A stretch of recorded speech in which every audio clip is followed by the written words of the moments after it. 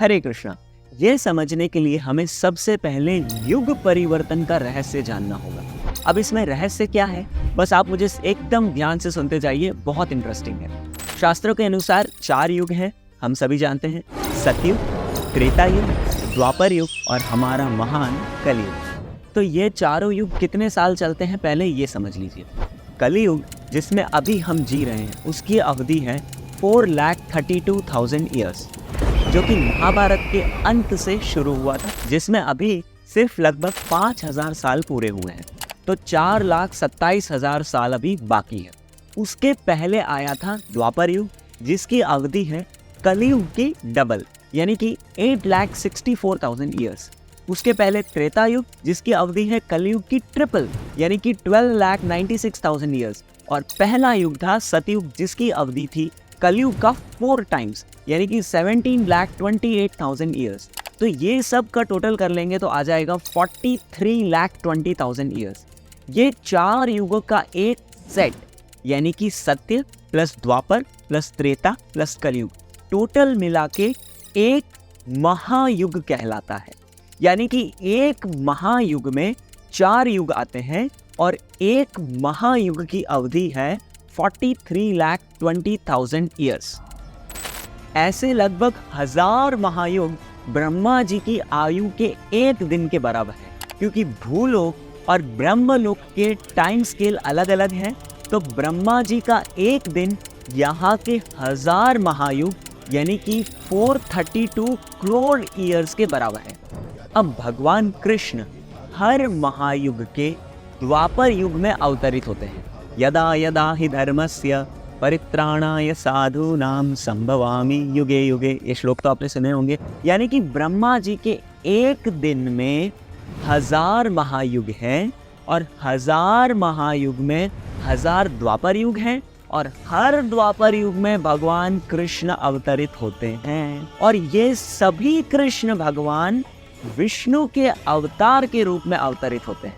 अब ट्विस्ट कहाँ आ जाता है, ब्रह्मा जी के एक दिन में यानी कि 1000 महायुग में सिर्फ और सिर्फ एक महायुग ऐसा आता है जब जो कृष्ण अवतरित होते हैं वो भगवान विष्णु के अवतार नहीं, बल्कि परम पुरुषोत्तम भगवान कृष्ण स्वयं गोलोक धाम से आते हैं। और उसी महायुग में जब स्वयं कृष्ण आते हैं, तब द्वापर युग और त्रेता युग इंटरचेंज हो जाते हैं। आप खुद ही सोचिए, द्वापर मतलब 2, त्रेता मतलब 3, यानी कि सारे 1000 महायुगों का सीक्वेंस क्या रहता है, पहले सत्य, फिर द्वापर, फिर त्रेता और चौथा कली। लेकिन इस पर्टिकुलर महायुग में जब स्वयं कृष्ण भगवान आ रहे हैं, तब द्वापर और त्रेता इंटरचेंज हो गए।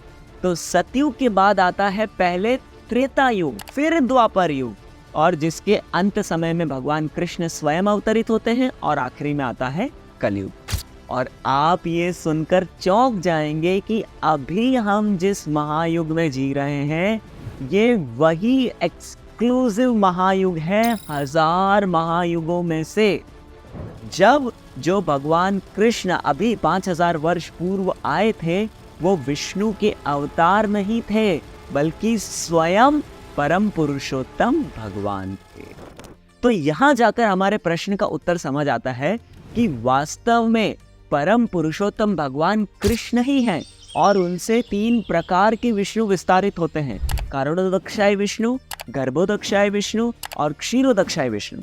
लेकिन हमारे महायुग को छोड़कर बाकी सारे महायुग में भगवान विष्णु के अवतार कृष्ण धरती पर आते हैं।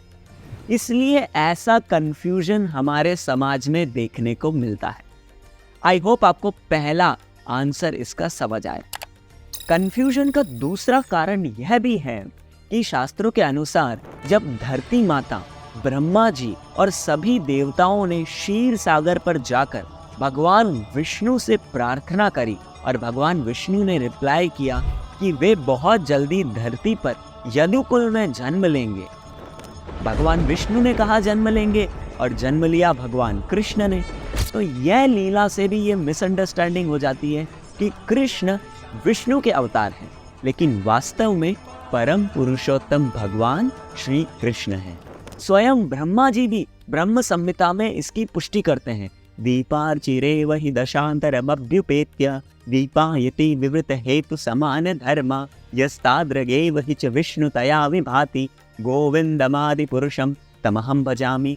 यानी कि आप मान लीजिए एक बहुत सारे दिए जलाए गए हैं, उसमें पहला दिया भगवान कृष्ण के बराबर है और पहले दिए से बहुत सारे दिए जलाए गए। अब सबका प्रकाश एक समान है, लेकिन फिर भी पहला दिया, पहला दीपक जिससे सारे दीपक जले, वो तो पहला ही है, भले ही सबका प्रकाश एक जैसा है। इसी तरह से सारे विष्णु अवतार वो बहुत सारे दीपक के जैसे हैं, जिनका तेज, जिनकी पोटेंसी सब बराबर है, लेकिन वो पहला दीपक भगवान कृष्ण है जिससे बाकी सारे विष्णु अवतार अवतरित हुए हैं। और श्रीमद् भागवतम में भी ये वर्णन आता है, एते चाम सकला पुंसः कृष्णस्तु भगवान स्वयं। यानी कि ये जितने भी अवतार हैं वो या तो भगवान के अवतार हैं या भगवान के अवतारों के अवतार हैं, लेकिन पूर्ण पुरुषोत्तम भगवान है कृष्णस्तु भगवान स्वयं, वो है भगवान कृष्ण। ऐसे ही चैतन्य चरितामृतम में और भी वर्णन आते हैं, स्वयं भगवान कृष्ण एकले ईश्वर अद्वितीय नंदात्मज रसिक शेखर। और नारायण उपनिषद में भी आता है, ब्रह्मण्यो देवकी पुत्र, जो देवकी के पुत्र हैं वही परम पुरुषोत्तम भगवान कृष्ण है। कृष्ण खुद भगवत गीता में कहते हैं, अहम सर्वस्य प्रभवो मत्तः सर्वम प्रवर्तते, मुझसे सब कुछ इमिनेट होता है। तो ऐसे बहुत सारे शास्त्रिक प्रूफ्स हैं इस बात को सब्सटैंशिएट करने के लिए कि कृष्ण ही परम पुरुषोत्तम भगवान है, लेकिन भगवान कृष्ण और भगवान विष्णु की शक्तियों में कोई डिफरेंस नहीं है। आई होप आपकी अंडरस्टैंडिंग यहाँ क्लियर हुई होगी। और भी कुछ डाउट है तो कमेंट बॉक्स में लिखकर जरूर बताएं। हरे कृष्णा।